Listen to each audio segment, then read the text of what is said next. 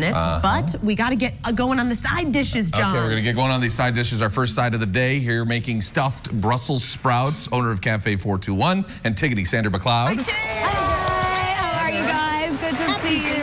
Happy Thanksgiving. Is this your favorite holiday? I love Thanksgiving. Yeah. It's just such a nice excuse to eat and relax. Especially for somebody who likes to cook, it's going to be a great time. However, for those of us who do cook, it's one of those mixed blessing holidays sometimes, because oftentimes you're the one who everyone goes to like bring several dishes and that sort of thing. Like we went to you.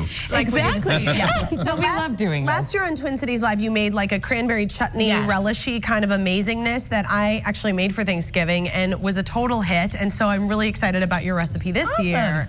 Pressure's on. Pressure's on. Yeah. Well, this is totally different. So I was posed with the challenge of making a Thanksgiving appetizer. Nice. And I sort of became obsessed with the idea of stuffing a Brussels sprout. That's a strange obsession, but yes, I wanted to go there. And so I started playing around with different ideas and came up with like the idea of a stuffed mushroom, but with a Brussels sprout. Excellent And choice. this is filled with shredded sweet potatoes, diced apples, toasted pecans, gorgonzola cheese, rosemary, and a little balsamic. Did you just think of everything you could fall? And bacon. Oh, yes, yeah. Basically it's like a bite of fall in a Brussels sprout. So anybody who thinks that John Hansen maybe doesn't eat a lot of vegetables is going to be thrilled to find out you love the sprouts, man. I love the sprouts, man. Oh, he loves them. Surprised. Yeah, He especially goes when crazy. they get with bacon. I have some friends that make it with bacon, I know. and oh my gosh, it's one of my favorite things. I think actually Brussels sprouts with bacon will sell anybody on Brussels sprouts. Exactly, and that was kind of my hope with this too, to take that thing that people are often sort of tentative about, the sprout,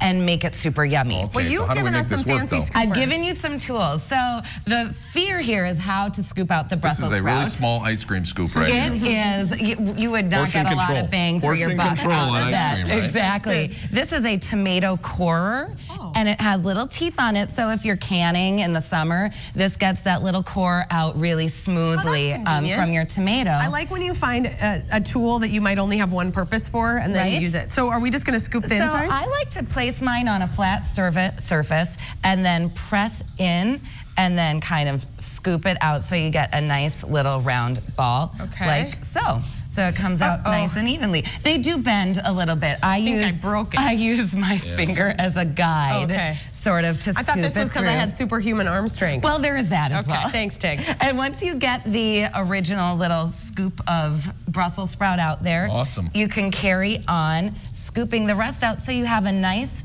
shell and it's nice and thin. Okay, so you really want it to be pretty hollowed out, huh? Exactly, because you don't want a lot on the outside because you're gonna bake these only for 10 minutes. So you still wanna get the nice caramelization on the outside from roasting, but you want them to soften. Yeah. And usually when you roast a Brussels sprout, you're going for like 20 minutes, 30 minutes, something like that. So that's the basics. And then you're gonna start stuffing it.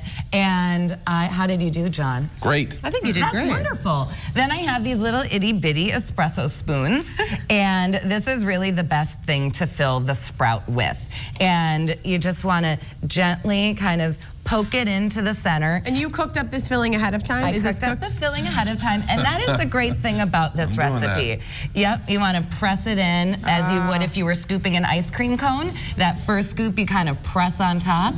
How's it going? You doing okay? I'm gently poking it in the center here, getting it going. All right, all right. Why don't you press?